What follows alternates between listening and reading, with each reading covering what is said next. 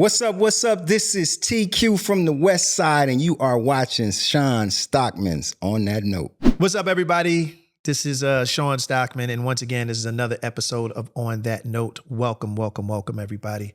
Got another great show for you, and of course, as you know, this is the place where we speak a language we all understand, and that is music. My guest today launched his career at an early age, first as a member of a singing group, but soon after left to launch a very successful career as a soloist. Now, please correct me if I have any of these stats wrong, because I do my research online and sometimes they screw it up. So just help me out if I need it. Yeah. His songs craftily depicted life growing up in Compton, California, poetically vocalizing his own personal struggles, his losses, and his pain, while at the same time celebrating the beauty and the culture of that same hood that made him who he was and is today.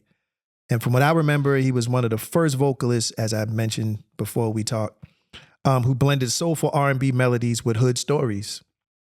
I call it black folk music. Ladies and gentlemen, please give it up for Terrance. Now, I don't want to mispronounce your last name. Quaites.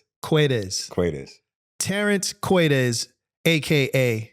TQ. Give it up. Hey. Hell of an intro, my brother. Thank you very much. You, sir. Again, at this show, we love to give flowers. You know what I'm saying? So how you been? What's going on? I'm good. I'm blessed. I can't complain.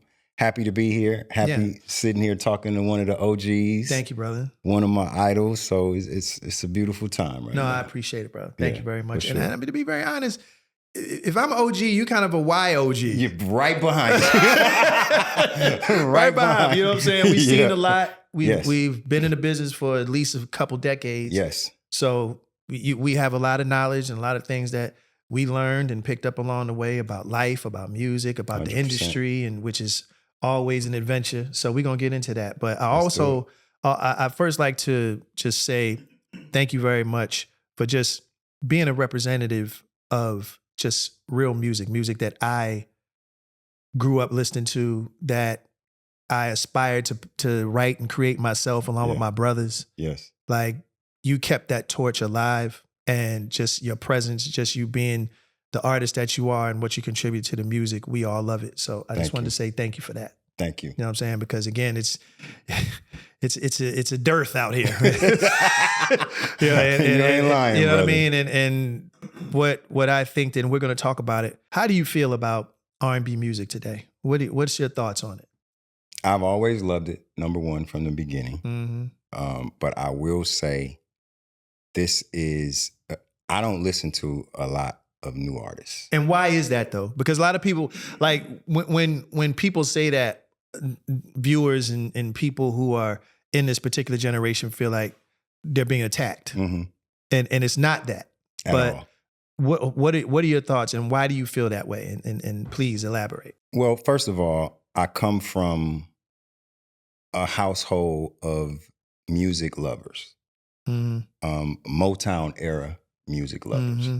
So instrumentation, songwriting, and what I feel is a level of practicing on your craft, I feel is just kind of missing from what I grew up loving these days.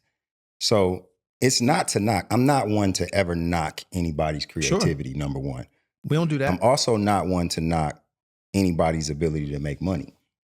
So, I understand doing things that sell.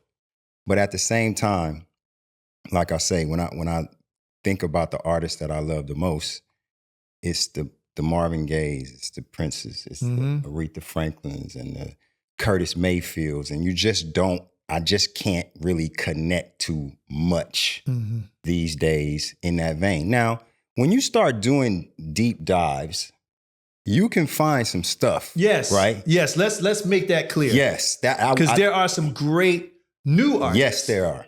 That put out amazing music. Right. And I think what my issue is not necessarily the music itself, because guess what?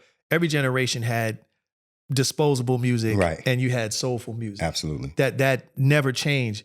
I think my issue personally is it's disproportionate. It's not balanced. Agreed. Like there used to be a thing where, once you heard a little silly song or a promiscuous song or whatever, Right. you That's heard it. a soulful one too. There you go. So it was the blend There you that go. I think is wrong with the industry right now. That's all. Right. I want to interrupt you, but No, that's all. that's the So you're case. saying the good music's not cutting through the clutter? No, that it's not being promoted. It's Right. it's It's not not being getting through the clutter. It's yeah, exactly. It's not. Right. It's not provided the same soapbox Yeah. as the disposable stuff, because the disposable stuff is easier on the labels because they can chuck that quick. They don't have to invest anything in it. You know what I mean? Point. Like, and like I mentioned, going on those deep dives, like sometimes I want to go down the rabbit hole and find these things. Mhm. But after 6, 7, 8, 10 songs, you got ear fatigue, man, and you're done for the day. So you probably missed A whole bunch. You know what I mean? So it's like you said, it's just disproportionate. Yeah, you would think because of technology and how accessible music is, pretty much anything nowadays, that it would be easier for you to find Yes. that type of music. And you come across it, but you have to dredge through Exactly. so much much. mess. I'll be honest, Sean. I'm too lazy to do all that work. Yeah. And that's the thing too. Yeah. We're busy. Real We're talk. busier now. I don't have 10 hours a day to Period. find music. Right. You know, Right. and you don't, and you shouldn't have to. And that's the disservice I think that the industry is providing. Yes. So guess what's on my playlist? End of the Road, Boys to Men. Like, you know what I mean? Right. So I'm just Same thing. going to what I know. That's Right. it. That's it. And again, you kind of touched on the first question I was going to ask you, because I like to do a segment called, we're going to go way back in the time, where we go to when, say you were 10, 11 years old, Mhm. the music that you listened to. And you kind of Yeah. tapped on that. You said the Marvin Gayes, the Curtis Mayfields, and Yeah. all those artists. Did you have any family members that were musical as well? Like, were there any influences around you and your neighborhoods, whether it was family members, friends, neighbors, or whatever, that you picked up on musically? Well, my immediate family weren't singers. Pretty much everybody else was. My Okay. dad's got a ton of sisters, ton of cousins, my mom's brothers. Okay. So it was a lot of singers outside of my family, outside of my household. But inside of my household, like I like to tell people, man, my parents, when they came together, created a music collection that was out of this world. My dad had all the LPs between probably early 60s all the way up to the 80s. Oh, that's heavy. And my mom had all the 45s. Yeah. So those albums where you couldn't get those B-sides that was created on those singles, my mom had them. So it was so much music in my house. And once I got to an age, my dad had bought this huge Sansui system from Japan. Sansui. You know what I'm saying? With the big knobs on it. Had the 4 speakers and like, I just had so much to just listen to, just over and over, so many things. I mean, and it wasn't just the straight R&B. It was different parts of the genre. So the Joe samples and like this, like George Benson, like across the board. So it was just so much music, and that's what I spent my extra time doing. And when I wasn't doing that, they had me in church. Right. I was gonna ask smashing the crowd. Yeah, you know yeah, what I'm saying? So yeah. I've always sang since I was a kid. I think I really cut my teeth between listening to that real classic R&B in my room and then singing gospel at church. So I think that I just kind of developed this understanding and this love for how soul music touches something inside of us. Yeah. And that's what I always just wanted to explore, portray, pull out of myself, be around people that can pull it out of me. Yeah. So, that's just, and that's how I still am. I just love when soul touches me in a way that nothing else does. You grew up into that healthy soil of soul music. So Yes. your ears and you understand things from a very intrinsic level because you were so young and you were exposed to that level of song. Now, did you always wanted to be a singer, or were there other attributes you had that you wanted to pursue, and it just you just veered into singing? Yeah, I wanted to play football. Okay. But you see that. Yeah, I did. That wasn't going to work. I mean, you got Barry Sanders You know, he's stocky, small but stocky. Yeah. I mean, you know, Could man. have been a corner. I tried to be, you know what I'm saying? Didn't work out. Right. But I mean, it was sports was my first love. And, you know, you kind of, and it's funny how I run into so many athletes today that wanted to do what we did. Yeah. And vice versa. That tends to be the thing. Yeah. That tends to be rappers want to be athletes and athletes want to be singers and rappers and all that other stuff too. Yeah, that is true. But it was something, music was just something that I always loved. It came naturally as, you know, sports didn't. Yeah. So when NWA came around, things started to change. Mm-hmm. I started really. How old were you at that time? I guess this was about 11, 12. This is what, like 89, 88? Yeah. In there? Around that time, about 88, 87, 88. Yeah. And that was the time when they gave a voice to the things that we were seeing in the neighborhood where I grew up, right? I tell people all the time, like, I don't know how many generations in America saw so many children dying. As a child, I saw a lot of children dying. And I think that kind of touched me in a way to where I needed to speak about that. I needed to speak about that in my way because something about adding melody to telling that story allows more ears. Hit different. It hits different. Absolutely. So I think that things started to change. I felt like music started having a weight and a responsibility to it at that point. And I didn't necessarily see it being done in the way that I wanted to do it. Sure. So songwriting became very important to me at that point. Before then, I always kind of spent time doodling out lyrics. But at that point, I really started writing songs about the things that I was seeing. When did you start writing? What age? Man, I think my first song was probably 9. 9 or 10. Like, it was definitely before.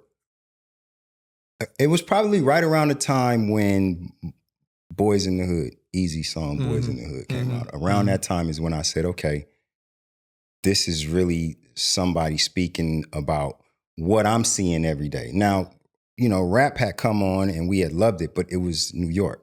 Right. And I didn't have I had family there, but I didn't have the experience. There's no connection. Wasn't no connection as far as seeing it and feeling it. Understood. But once I was able to see it from my neighborhood, from that standpoint, I said, like, damn, I want to write these stories. I know I can't rap, but I can sing them. Yeah. So I started writing really deep records. And all the while I was a child, my friends loved it. Nobody else did. So it was kind of, but it was a thing that that started to make me more and more determined to do this R&B thing my way. Yeah. I think around that time is when R&B started to change. It started to borrow more hip hop elements to it. That's when New Jack Swing came out. Right.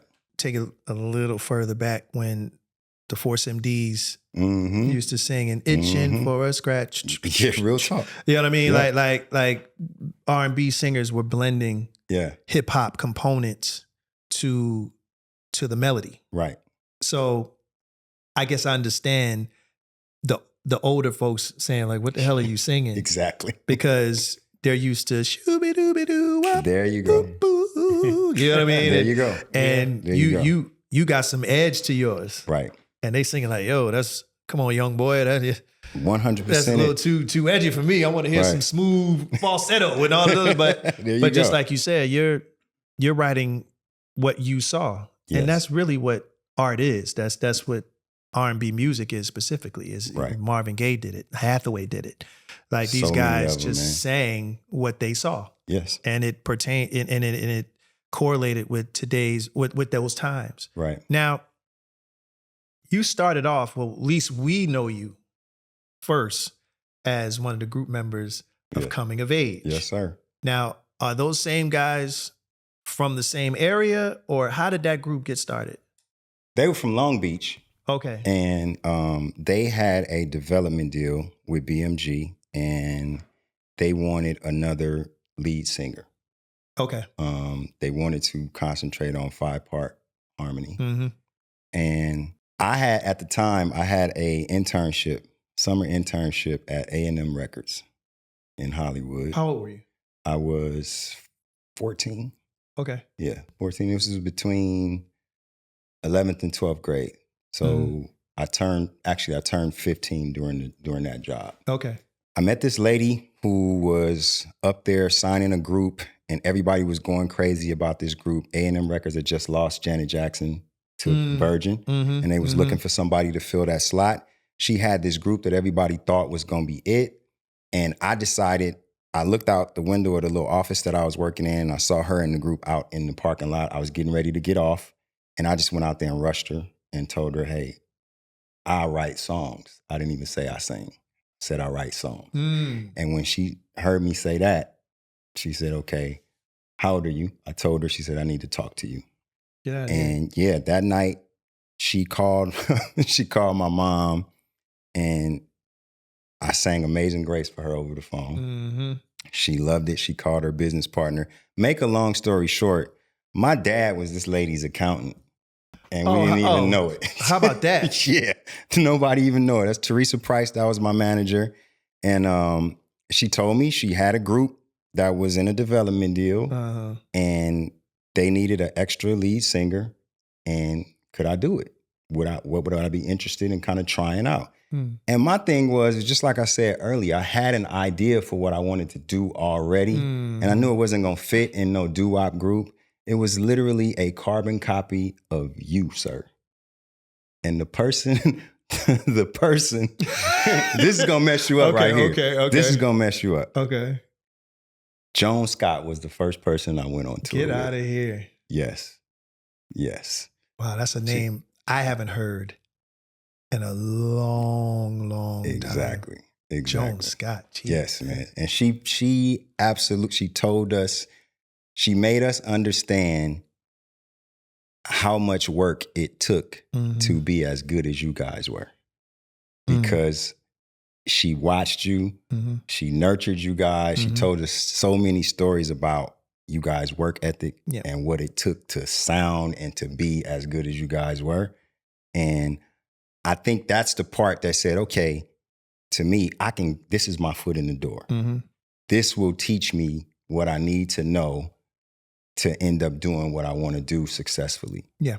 And she played a big part in... Joan knew. Joan, just like you said, she basically practically raised us and saw us grow basically into, the buttholes that we are, I guess, now. But the point is the group dynamic is interesting because it really takes everybody. Yes. Like if one person is out of whack, it's like the weak link in the chain. Like it just won't work. You know what I mean? Like, it just won't work because it's always that one guy that's just going to stick out like a thorn. You know what I mean? So always. And what I was going to ask you, how did you thrive or how did you feel in that group dynamic? Because just like our group, there's egos, there's personalities and all kinds of other stuff that we literally had to hash out. Yeah. And sometimes fight it out. Absolutely. To get to a common ground. Absolutely. So was it the same experience? It was absolutely the same. They was my brothers. I love them to death. But I knew from the beginning that it was something that had a time limit on it for me. Because just like you said, if you're not on one accord on every single part, it ain't gonna do what it's supposed to do. And I think that I'm big on rehearsal. I'm big on practice. I'm big on repetition, like to a fault, to where like I've had band members wanting to quit. I've had just like production people, sound men wanting to quit because I'm just really compulsive about that. And we weren't. And it's like we have Joan watching us, Mm-hmm. and Joan came from you guys. Yeah. Y'all was the top of the mountain. So my thing is like, I don't know that we have what it takes mentally to reach the top of the mountain. Yeah. I believe that I do, Yes.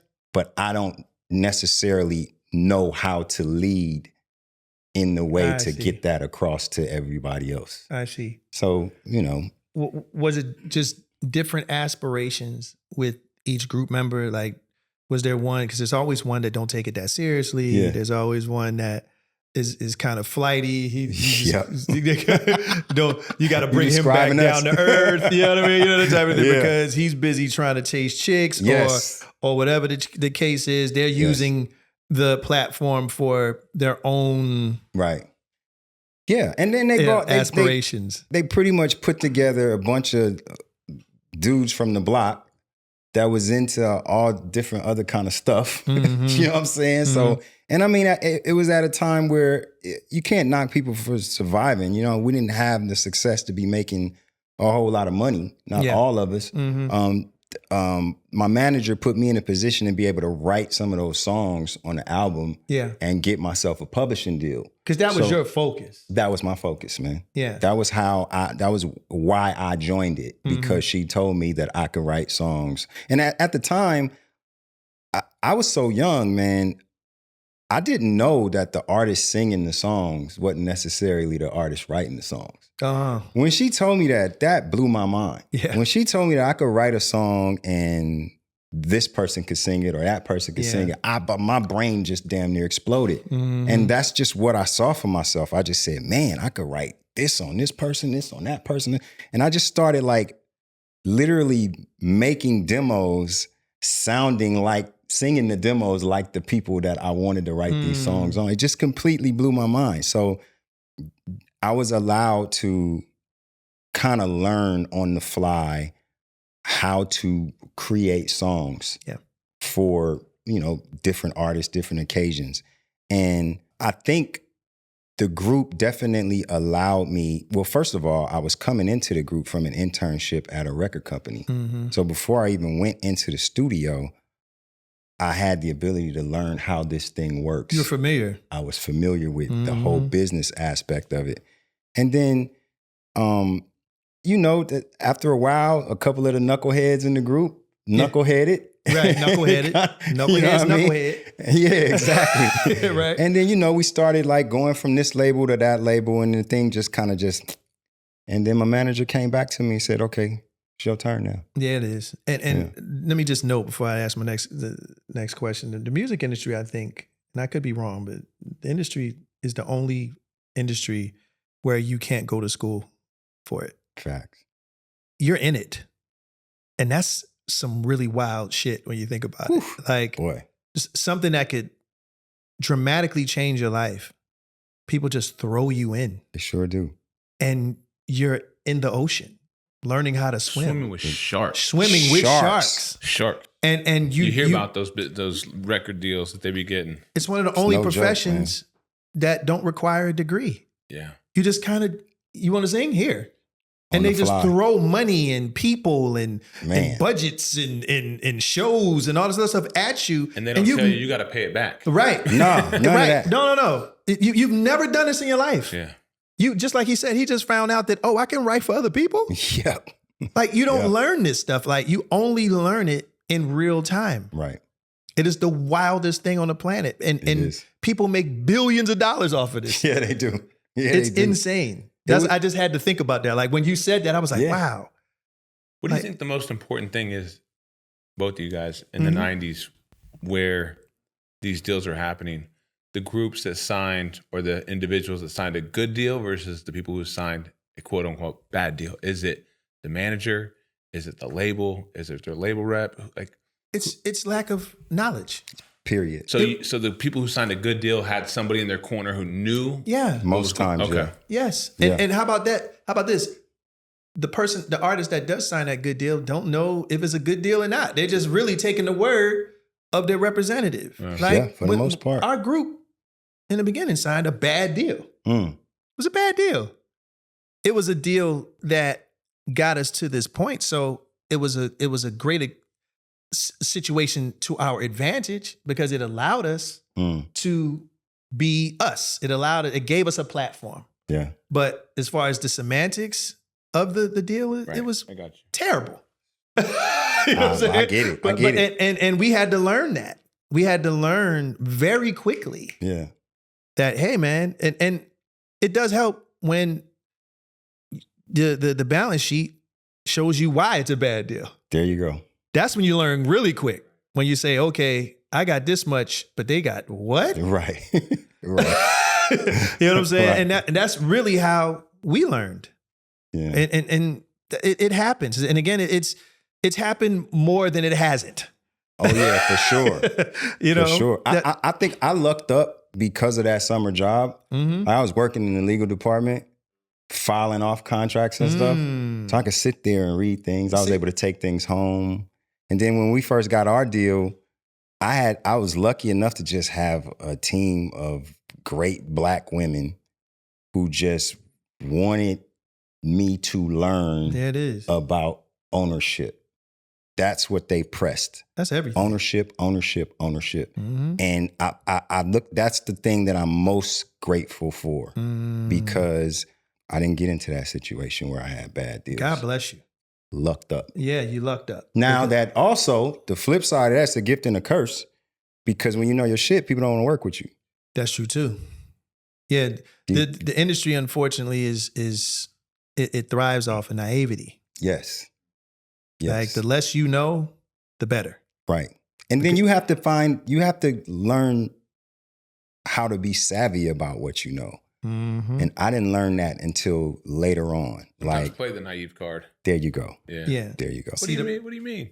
Well, yeah. Right. See the problem. Right. The problem with us though is we were naive in a sense of not really understanding everything. But where we screwed up is we weren't savvy. Because once we learned everything, now you have the blend of guys that got screwed that are now successful. There you go. Now it ain't no fun when the rabbit got the gun. Facts. You understand what I'm saying? It was like one of those things where it's like, oh, okay. Y'all want to play? Right. And that's what we did. And unfortunately, it kind of messed us up later on because we built up this callus that created a chip. 100%. That just rested on our shoulder. And then later on with our road manager getting murdered and the whole 9 yards, we really felt isolated. Like it's nobody but us. So we took on a lot of people, you know, would say certain things. Oh, these guys were difficult to work with. And that's not true. It was just that we were protective. That's it. So a lot of the things that people would say to us, we were very, and I'll admit, maybe a little too sensitive. To the point of like, what you say? Right. Right. What you mean by that? Right. You know what I'm saying? Nah, we ain't doing that. Yeah. Yeah. Walk out. Yeah. But you hear those horror stories and you don't want it to happen to you. You don't want it to happen to you. That's just so we just became protective. It wasn't like we were being assholes on purpose. It's just that we saw a lot within that 5-year interim of dropping our first single, kaboom, all of this stuff. Our road manager dies. Wait, we getting screwed. Hold on. You know what I'm saying? Like people coming to your face like, what do you, like, so now we're like, whoa. Yeah. And you guys are young. Yeah. And we were trying to manage all these emotions. We were babies, man. Right. Managing emotions when you're young. It ain't hard, easy, man. We were in our 20s. Yeah. On a multi-million-dollar tour. Yeah. Yeah. That we had to run. Yeah. That's a lot of pressure. Like to not know who's your friend, who's it's a whole lot. It's easy to sit on the outside and go, I wouldn't have done that. Yeah. You don't know until you know. Oh, the comments we always talk about all the time. Yeah. Like the comments are funny because people have all kinds of things to say about a subject they never experienced. Nope. Easy to say what you will or will not do. It's so easy. Yeah. It's so easy to be sitting in your living room talking about, they should have did this. If someone put a gun to my head, this is what I would do. Right. You don't know. You don't have a clue. You have no clue. You've never had a gun to your head. Till you do, don't let it be. Yeah, and especially add on, your mom needs a car. That's it. Right. We ain't even got into all that part yet. You understand what I'm saying? Boy. Like bills need to be paid. We about to get evicted. Yes. I still live in the hood and I got a platinum record. Boy, can you imagine? The average person cannot imagine. You know what I'm saying? I still live in the hood with a platinum record. A platinum record. That's so, different, but man. hey, we digress. So your group dropped 2 albums, Mm-hmm. then it disbanded. Yeah. You released your debut solo project, They Never Saw Me Coming. Yes. What year was that?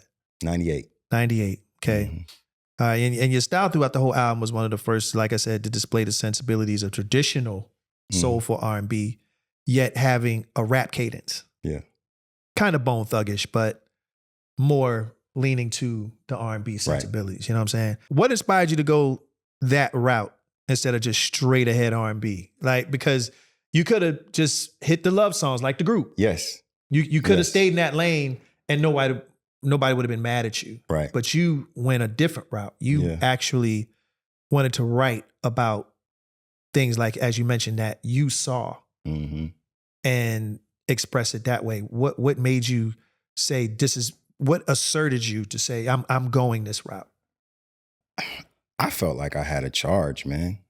I really felt like that's what I was supposed to do. Like I was supposed to touch a different crowd of people that weren't completely served by hip hop or by R&B or the versions that were going on at the time. And as I'm looking back on it, my fan base is so weird. Like, we're going to touch on that. Yeah. It's like, and I think that part I feel gives me the gratitude of how I did it. Because I definitely, if I would have stuck to, the love songs, I probably would be in a different place than I am today. But the type of love that I get for the music that I made and how it touched people, somebody as influential as Big Boy. Like when we walk in here and I see him and like we go back, like it's such a different kind of love that I get from my music than I see with most people. And I'm not saying that it's more or less. It's just like a twinkle in the eye. Yeah. Like it takes them to a place. That was real. Yeah, exactly. That was a real reaction. And man, the times that has happened, I ought to be used to it by now. Honestly, because it's how's that going? You know what I'm saying? It's like, and then sometimes, like I'm in a whole nother field now, and it's been so long since big musical success has been there. Sometimes you take it for granted, right? Sometimes I don't necessarily remember how just touching that era was. So I remember how hard it was to convince people to help me get this out. Yeah. So when the group disbanded, I didn't go directly to Epic. I went to Atlantic first, then Atlantic to Big Beat, which was kind of under the same. And it was just always me fighting with people telling me, you can't sing about this. You can't make this kind of record. You can't do that. It's not going to work. It's not going to work.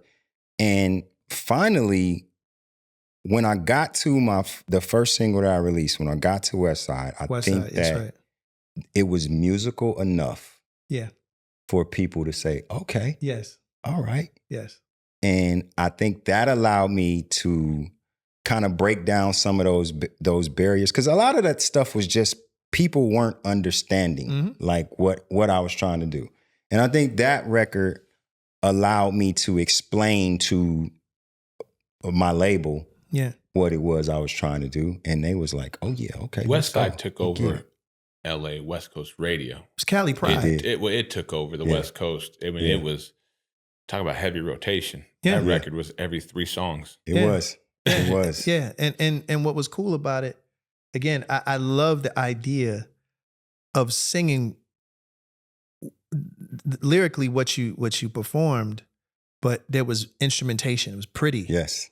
It had strings. It Changes had and all that. It had drum fills. It was live, man. It was like live music. Okay. You used live music. instruments on that album? Yes. Yeah. Live instruments. Yeah. All the way through that album was live instruments. When we recorded Westside, Mike Mosley, Rick Rock from the Bay, and Femi Ojetunde were all in the studio. Rick Rock was over on the drums. Femi was on a baby grand. Wow. And Mike was sitting messing So around like on that. the MP. Yeah, man. Yeah, and they was just playing a groove. And I went to the studio. Atlantic actually took me to the studio because we were actually doing that record for a Tupac tribute album that his mom was doing. And they was just sitting there recording. And I remember Mike Karen from Atlantic. He said, come on, I want you to meet Mike Mosley. They're working on this Tupac project. I think it'll be something good for you. We go to the studio. Mike's playing me these beats, and I'm hearing what they're making, what they're just messing around with in the studio. Yeah. And I asked Mike, I'm like, yeah, I like these beats, but like, what is that I keep hearing them play? Right. And he's like, they just messing around. You like that? I'm like, yeah, I love it. Can I make something out of that? Oh, so this wasn't a song you already had written. Oh, no. Rick Rock was playing the drums. Femi was playing the piano. Oh, so you penned it then. Right then, man. And he told the engineer, hey, turn them up. And he said, y'all keep playing that. And they just recorded a little bit of it. And I remember when Femi started going in the bridge, that's when. Yeah, the trip. Right. That's what I'm saying. Like it happened. doesn't stay right in that four for bars. For those like at home that are slow like me, so Westside was going to be a melody for Tupac's mom's project that she was working on. So that wasn't something that wasn't even my record. Damn. And then that was the time when she started going through the legal things with Suge.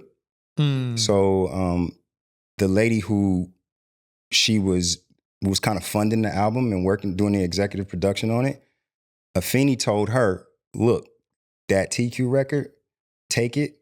It's a hit. Blow it up. We're not gonna get it caught up in this stuff. We're not gonna even talk about it because I gotta deal with this dude on the legal. Afeni did that. Yes, yes. She's such a legend, man. There's so many good stories about her essence. She's the best. She's the best. Because that was like the greatest hits album era for Pac, right? That's probably what they were working on at the time. Right. And it was a lot of artists who were doing songs that they were dedicating to him on that particular project.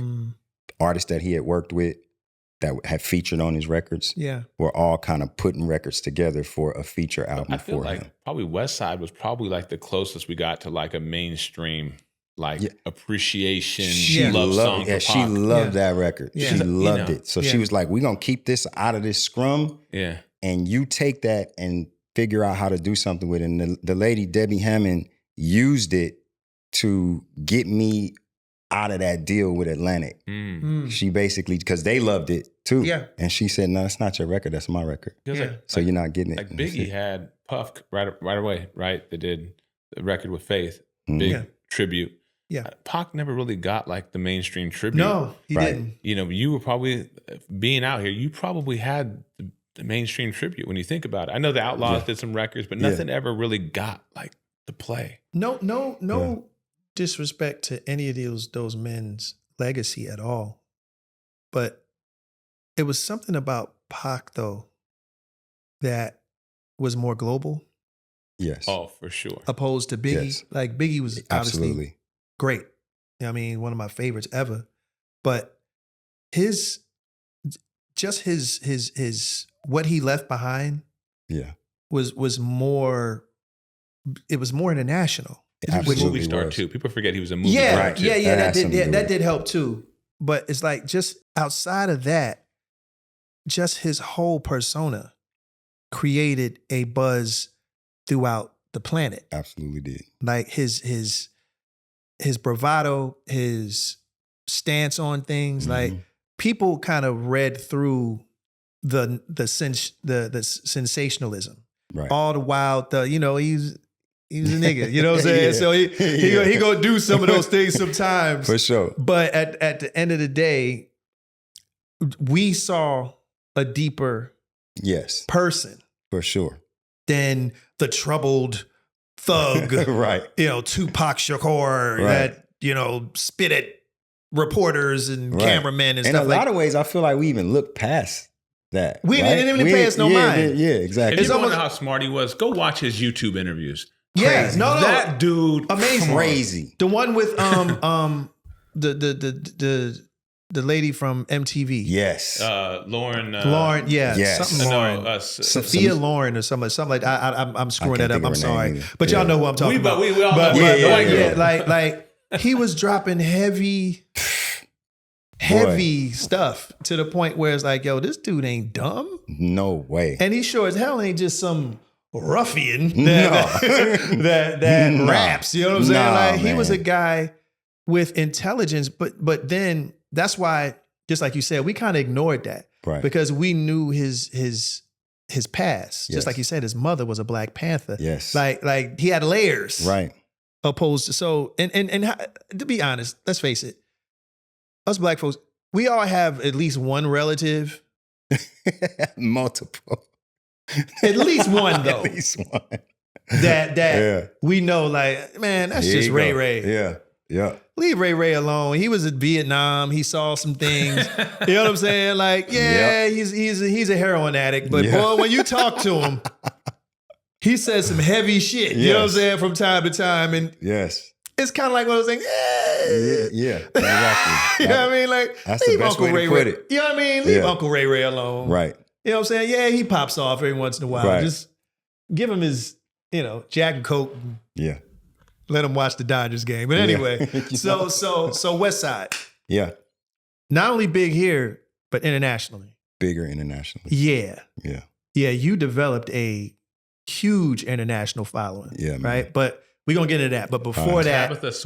Tabitha Soren. I was like, what is that? Sophia Lauren? I was about to say Samantha. What am I saying? Yeah. I couldn't even find it online, but it just it clicked out of nowhere. Yes, Tabitha Soren. Tabitha Soren. That was a hell of an interview. That was a great interview. All right, so Better Days.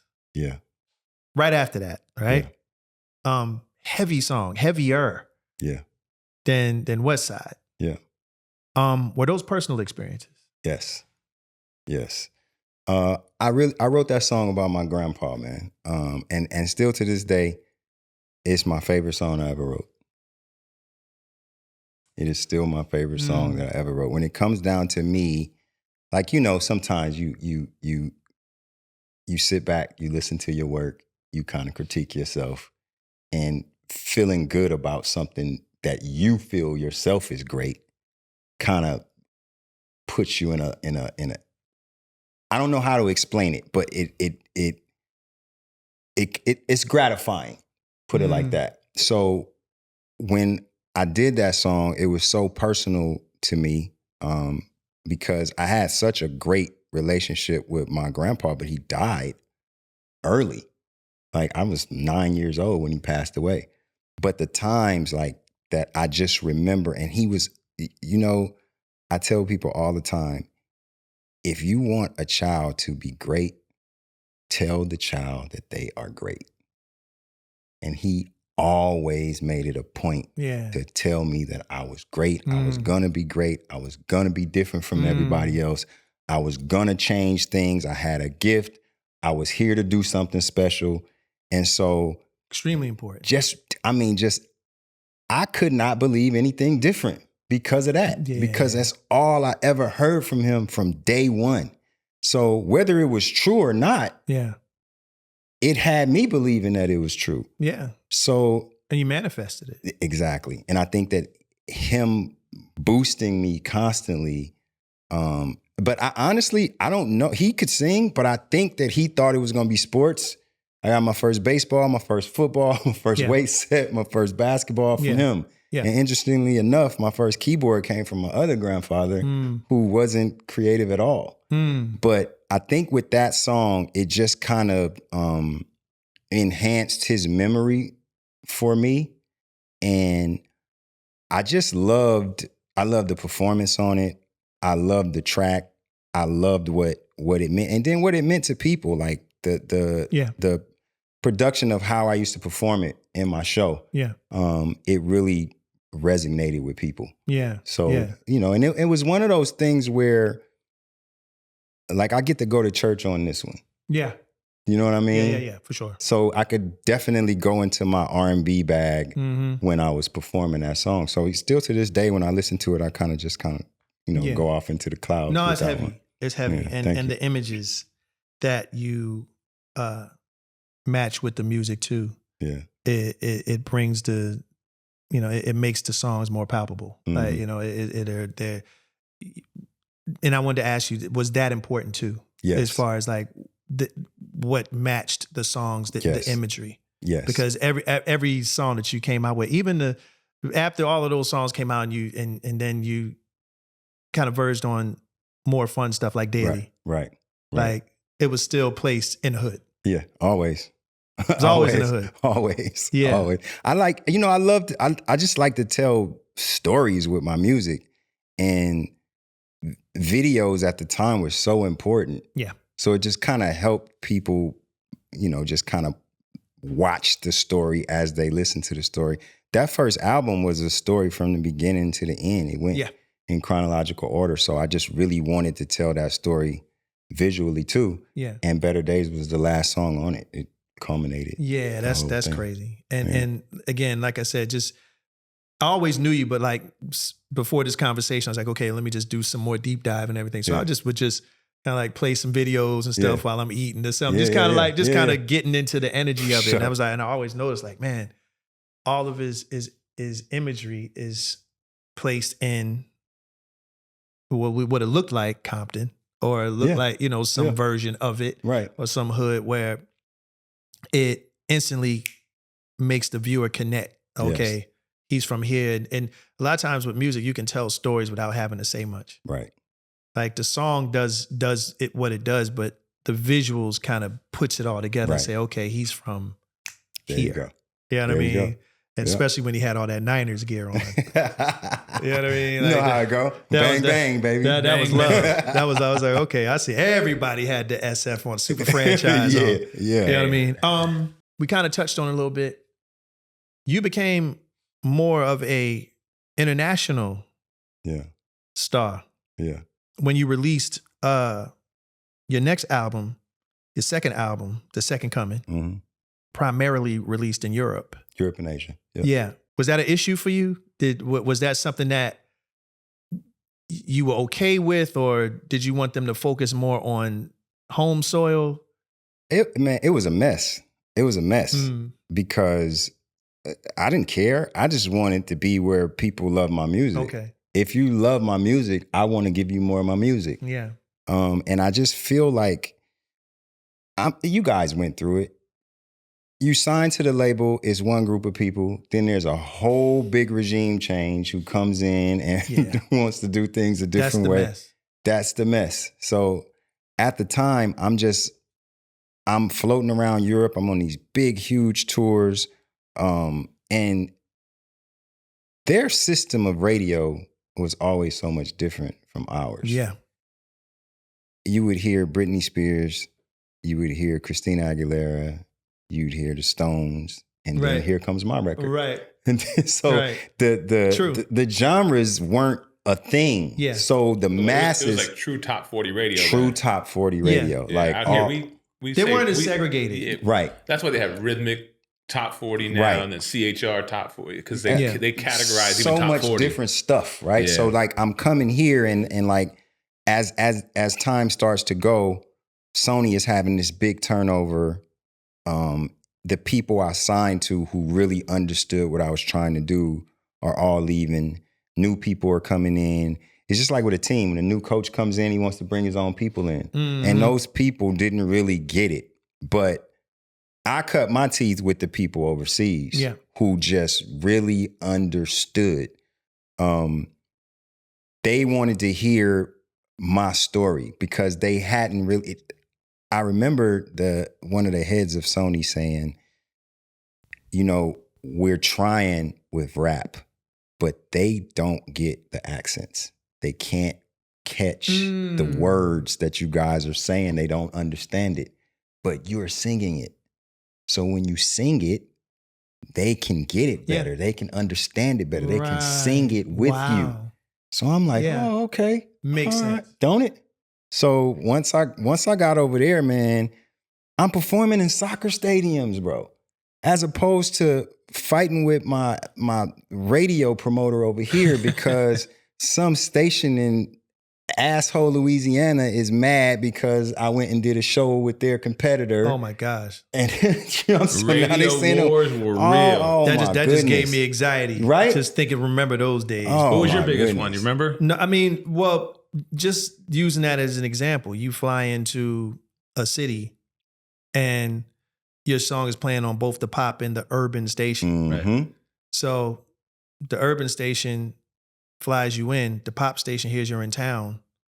Yeah. They go, yo, pull up. They better pull up. Man. Or we're dropping their record. So now we're at a crossroads. We're getting calls from the label, which is calling our road manager, which is telling us, hey, I know y'all wanted to get some sleep and have food, but you can't because you have to go to WPOP and service them or else they're going to drop the record. So, and when you get to WPOP, WBLACK is mad as hell. Mad as hell that you went to... They want to drop your record. They want to drop your record because you went to WPOP. Right. So now you're... So you're trying your best. So you're doing extra drops. Yes. You're just trying to just make everybody happy. And we're the ones that's catching all of the shit. And it's really more so of an infrastructural thing because labels don't want to lose relationships with those radio stations. There you go. So they're trying to massage both of them while we're in the middle trying to, you know what I mean? And you're trying to boost both their ratings. It was man. I got into this thing in Portland, Oregon, and I told them, I'll make a version of Westside just for you guys. I'll take our streets out and I'll put Portland streets in. Mm-hmm. Yeah. I did it. They started playing the hell out of it. Every city, I had to do it 39 times. Yep. Mm-hmm. Are you shitting me? 39 different versions of taking LA streets out and putting different Portland, streets around. Detroit.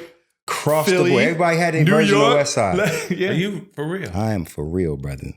That don't even sound realistic. Exactly. No. Exactly. No, I understand. Man, you're doing the end of the road. Yeah. Everybody's roads. No, we don't. No, right. No. This is stuff that back then, damn, we had to do just to make sure that our radio play didn't get cut off. Right.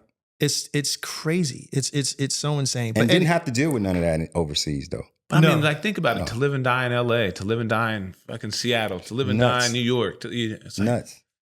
It's insane. But listen, you know, he somehow obviously managed to work it out because you had a lot of success internationally, not just with that album, with other singles. You hopped on other features and all that other stuff. So how much time really did you spend overseas and way more? Yeah. Way more. It got to the point where I just said, I'm not coming back. I was about to say, did you find a spot? Did you just live there? Yeah. Like, okay. I just stayed there. I was in London, you were in London for most of the time, but I had a spot in Germany for a while too. Yeah. And I came back when Dre told me I could open the tour. Dre said I could open Up and Smoke, and that's what brought me back to the US. Okay. Yeah, so I mean, I wasn't gonna miss that. Hell no. No, hell no. No way. Hell no. Absolutely. They just had an anniversary of the tour, right? It's like 20 years. Yeah. It's like 20 years now. Mm-hmm. Yeah. I don't remember Up and Smoke that was it. That was it, wasn't it? That was Dre, Snoop, M. Well, TQ, you also did like features with Snoop, with E40, some Bay Area, folks and some West Coast folks, like just trying to stay tapped in. Yeah. To the culture here. And you also signed to Cash Money, right? I did. Okay. Yeah. How long was that? 4 years. 4 years? Yeah. And you did some writing for them too, right? A lot, yeah. A lot of writing. What songs did you are of note that? Oh man, most of the first Birdman album. Okay. 500 Degrees. Lil Wayne had a couple on there. Project English for Juvenile. Mm-hmm. Let 'Em Burn, the Hot Boys. Yeah. Big Timers. Yeah. Just like during the time that I was there, like I was the only singer. So that was the time when hip hop and R&B was just kind of. Yeah. So Baby was like, man, listen, we can make a ton of money with your pen. So just roll with me and let's make it happen. Yeah. So he was getting me with so many other producers and other artists too, from like Swiss Beats to Tony Braxton, Jazzy Faye, and like just all of these different people that I was able to make these relationships with because of him. Yeah. So, you know, like I said from the beginning, I got in this to write. Yeah. And I was satisfied for a long time. Yeah.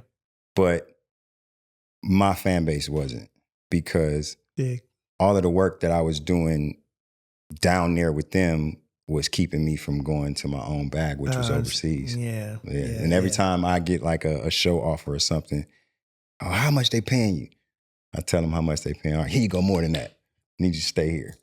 And it's like, okay, I'm staying here then. Right. So so you know, it was again, that's another gift and a curse, man. It's like I'm able to do the thing that I wanted to do, but what I had built for myself, I was starting to lose. And then I started getting into this creative jail because they only wanted to do their kind of music. Yeah. And you know, what works for you as a business person, you want to keep doing it. But correct. As a songwriter, as a creative person who had already had my own success, it's like, this is putting me in a box. I'm tired of this. We're not talking about nothing. It's the same old, you know what I mean? So yeah, that's when music became more cookie cutter based. Exactly. Where the labels started putting more of their hands into the creative. Right. And the thing about the music industry is the yin and the yang have to exist. Like when they blend, that's when things go all bad. You know, you got to have the music, and you got to have the guys that make the moves to make sure the music is pushed. Exactly. And once the executives start telling the producers and the songwriters, you know, you need to write this, and that's the worst. For the algorithm and for the you know, that's the worst. Man. You need a TikTok viral moment, and right? You know what I'm saying? That's when things went awry. Yes. And that's why music sounds the way that it sounds. But hey, here's one thing. Let's keep it fun, because you are a songwriter. Give me your top 5 singer-songwriters. Just off the cuff. They don't necessarily have to be your actual I'm putting you on the spot. Yeah. And I realize that. I got it. And people don't get upset if he doesn't pick Prince. Oh, I'm going to pick Prince. Okay, there you go. He picked Prince. Number one. There's a lot of Prince. There's a lot of Prince fans and obviously that follow us that like, if we don't pick Prince, or I ain't gonna tell you the other guy. They're trying to shut down the page. Yeah, people get pissed off. Oh, damn, for real? So yeah, people get mad. So so Prince is one. Give me Prince is definitely number one all time. Marvin Gaye. Okay, beautiful. You're on a great start. Yeah.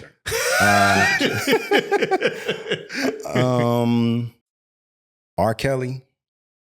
Yep. He He picked them. I have to. Are you guys happy? Yeah, have to. Another one that they when people leave him out, they're like, you're just not saying his name. Yeah. That's the person's list. We all love R. Kelly. Yeah, yes, absolutely. I had the opportunity to work with him when I was with Cash Money, and I've never seen nothing like it. Yeah. Never seen anything like it. He's an alien. He is. He's an alien. He is. He is an alien. That's 3. Gets money right here, man. Take your time. I'm gonna say Stevie Wonder. Right. Stevie Wonder, sure. Okay. Yeah. You got a strong list. Yeah. All right, yeah. Take it home. Give us number 5. Give us a good one. Close it out. Mariah Carey. Oh. Now see, a lot of people don't know this about Mariah. Her pen's disgusting. Her pen is crazy. What? Okay. The first album, all of her albums really, but her first album, that's her and Walter A. Unbelievable, man. Like, people again, we get caught up in the fanfare and the sensationalism and the gowns and the makeup and the. No, she's a beast. She's crazy. She's a beast. She's one of the best to ever touch this thing. Did you get to work with her? I didn't get to work with her personally, but I did work with Demiza for a long time, who was a good friend of hers. Mm-hmm. And I met her a couple of times, hung out with them a couple of times. And another one of those people back then, just ridiculous about practice, ridiculous about rehearsal and pinpoint precision with everything, which I've always respected. Sorry, I missed the 90s so much. I don't think you can be, well, I think that's what the era was, right? If you wanted to be great, you had to do the little things well. Absolutely. You actually had to be talented. 100. 100. Had to be. And then think about how much good stuff would come out every week. Like, every week. I mean, every week something bomb was dropping. You know how many albums you guys used to listen to from beginning to end? Are you kidding me? Man, what? You just put it in, just hit play. Let it go. Somebody just on some hip hop. I think somebody listed the albums that came out, I think in 94. I think it was like 36 Chambers, I Am by Nas, Life After Death. I think it was Ready to Die. Probably not Ready to Die. No, Ready to Die. Excuse me, Ready Die. to Die. And I could be, guys, please don't kill me. The point is the point. The point is, these albums were out around the same time, bro. Then you probably had like Green Day drop in. Yes. Don't get on the rock shit. Yeah, man, it was crazy. Like across the board, crazy. Red Hot Chili Peppers, like crazy. Yeah, music that will be studied in colleges. Real talk. That came out within 365 days of each other.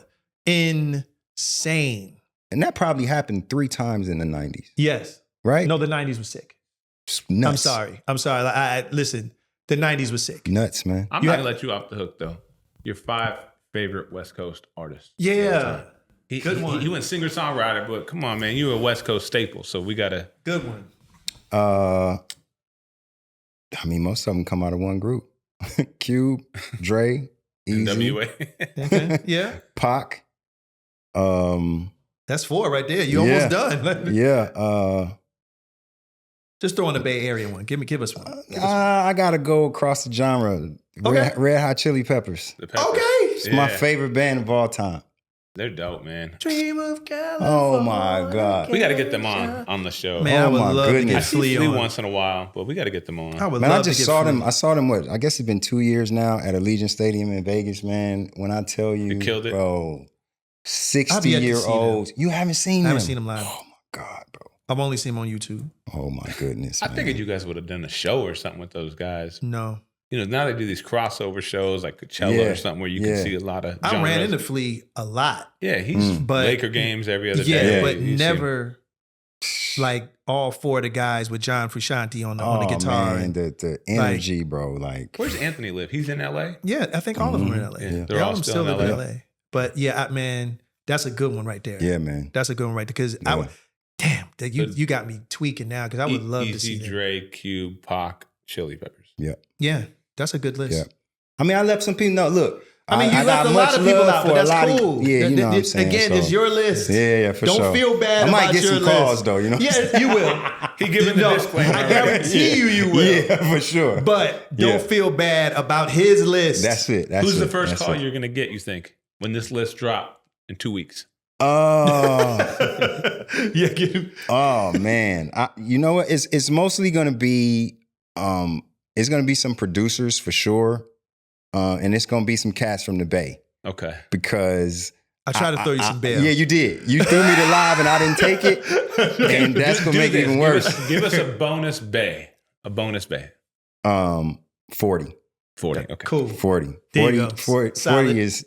You could have went short. You could have went, you know what I mean? And both of them was on my album. Thank y'all so much. There it is. You know, and actually, LA didn't make me. The Bay did.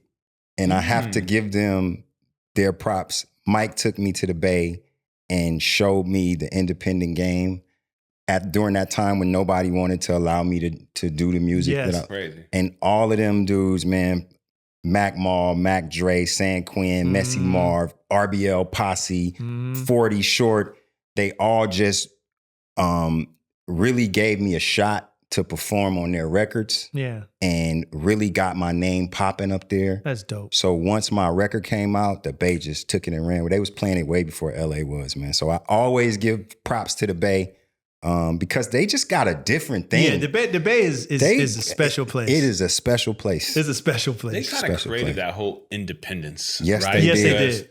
Yes, you got they did. like even like Richie Rich. You got all these guys who just survived. Right. By doing right it there. And not even leaving the They ain't area. had to go nowhere, man. Making paper. Bro, I think I was up there recording when 40 got on my album, man. It was either late 97 or I think it was early 98.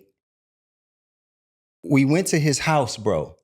The house that this man had in 1998. Yeah. Like, Earl's been rich a long time. man. And not just him, like the way that they just did their business, how much they was able to make per record was just like, I love it. This is the way, man. I love it. I fucks with the Bay so hard. You would swear I was from there. But I love the Bay Area. Yeah, I love the Our artists. 49ers, man. Yeah, Yes, bang, indeed. bang. Yes, Can indeed. we win it this year? No. Not gonna happen. You don't think so? No. No, We don't have a chance. The Eagles are too strong. Too strong. I agree. The Eagles are too strong. It's hard to They're go too back strong. to back. I don't think the Eagles are going back to back.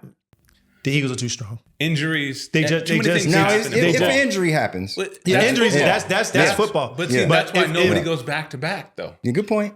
Nobody. The Eagles just point. reloaded. What's bro. the last back-to-back NFL Super Bowl champ? The Chiefs? Chiefs. The Chiefs. They just didn't do a three-peat. Right. Oh, that's Yeah, right. Chiefs did Before the Chiefs, though. The Patriots, I think. The Patriots. Right. But It don't happen really a lot. hard. The Because Eagles, injuries, it's such a contact sport. Eagles rough, are too man. strong. It's just. They look too But strong. there's Saquon Barkley pulling a hamstring away from not even making the playoffs. Potentially. And he's got a history when he has what one I'm of them saying. crazy years. Yeah. That next year he normally That's what I'm kind of saying. That's true. gets hurt. But they just reloaded. They Yeah. got a couple of great draft picks. Yeah. Come on, man. And they still ain't figured out the tush push yet. The Niners No. going to win it all. You heard it here listen, first. and I'm Niner. No, you're not. You're not No, acting like I one, am. Shawn. But I'm a realist. I'm a If football the fan. Niners pull it off this year, bro, after all of this stuff that the didn't Super Bowl's happen in over the the It would last be a miracle. man, what? It'd be a miracle because we Super- should have won 2 Super Bowls already. 2. Yeah, both the Chiefs. Yeah, Yeah. But but we were double playing against the refs digits in both. too. 3. Well, the Ravens. Brock yeah. Purdy and the Yeah. elbow Yeah. Oh, against the Eagles. against the Eagles. Yeah. So All right, last question. What's your favorite restaurant? my favorite restaurant. Whichever, don't matter.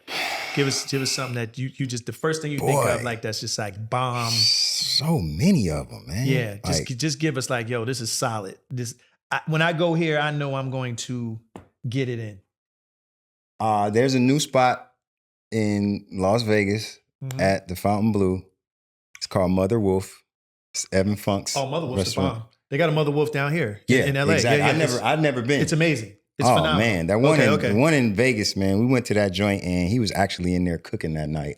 Oh, Mother Wolf's I fantastic. Met him, took a picture with him, and it was delicious. Okay. Yeah, okay, cool. Delicious. Great choice. Yeah. All right, cool. Yeah. So you're at Mother Wolf. Yes. You're having Mother some Wolf is it. pasta, Yeah. a little salad, you know what I mean? Maybe a little veal. I don't know if you're in, but a little veal, something. All right, so yeah. And got your face to the door. Yeah. Your eyes to the door. In walks in a younger version of TQ.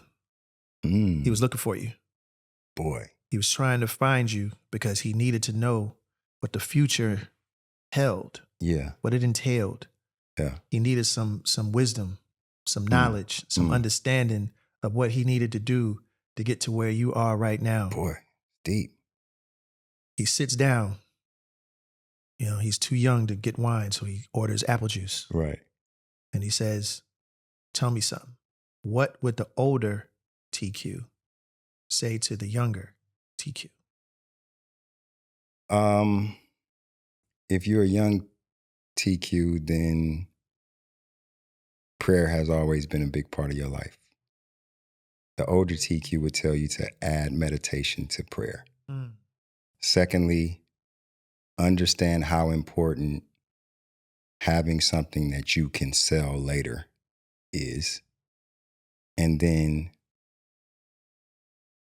don't let them know that you know what you know. the older TQ made some mistakes by wanting to make sure that the powers that be knew that I know what I'm doing. You said too much. It's kind of what it is, man. It's kind of what it is, bro. How sad is that, though? Yeah. That you can't let them know. No, you can't. You can't. That's sad. You can't. You can't. You can't. And that was a mistake. When I look back on that and I say, you just should have been a little more slick and just acted like you were stupid. They thought you were stupid. You could have rode stupid a long ways. There's people riding stupid to the White House these days. Christ said, yeah. Christ said, "Be wise as a serpent, harmless as a dove." There you go. Got it. You got it. You can't. You can't tell everybody everything. That's a scripture. God told us don't do that. Real talk. That part. So, Real talk. and on that note, we're gonna leave it there, ladies and gentlemen. Please give it up for my homeboy, my new homeboy. Yes, sir. TQ. Thank y'all so much, man. Thank you for having me. This was good. This was good. Oh, real quick. Shout out your photography company. Oh, yeah, your sports media company. Hey, Your sports media company, yes. please. Franchise Sports Media, Las Vegas. Look, I know everybody travels to Las Vegas. It is becoming the #1 sports city in the world. Yeah, it's crazy. And like, listen, man, we really do it. Go to the website, franchisesportsmedia.com. Follow us all across social media at the Franchise LV. We report on the Raiders, the Golden Knights, UFC, boxing, anything happening in Vegas. If you love sports, the Aces for sure. WNBA, give them some love. Yes, always. And all the way down to high school sports. So just know that, we are doing our thing. You want to follow me, it's at TQ the Trojan on everything. And that's it. Thank y'all for having me. Hey, we going there? Recognize that? Oh, yeah.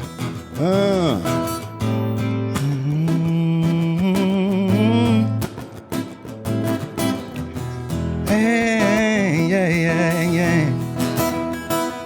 Ooh, yeah. Wait, did you switch up on me? Wait. Oh, okay, all right. All right, we're gonna go right here. Hey, yeah. At night I can't seem to get no sleep. Addicted to Indo and Hennessy. I'm stressed homes, got my vest on. Let's hit the streets, it's time to put the West on. Ooh, yeah. Time to put the West on. Let's go. Bye, baby, I can't believe it. These niggas to shot my baby, yeah. I said bye, baby, I can't believe it. These niggas to shot my baby, ooh, yeah. They shot my baby, yeah. Ooh, bye, baby, I can't believe it. These niggas shot my baby. The only thing that makes me go crazy, yeah. Bye, baby. Bye, baby, yeah. I got this boy over here on this guitar and getting down. Yeah. All right, yeah. That's what makes this show so special. Dude just kind of just on the fly, you know what I'm saying? Yeah. No rehearsal. Yeah. Nah. That's true talent. That's a gift. Ooh, yeah. With Mr. Shawn Stockman. Come on, DQ, y'all. Much love. Hey, y'all, and that was On That Note. Hope you guys enjoyed it, and if you did, here's a couple more videos for you to check out. Do not forget to like, comment, and subscribe.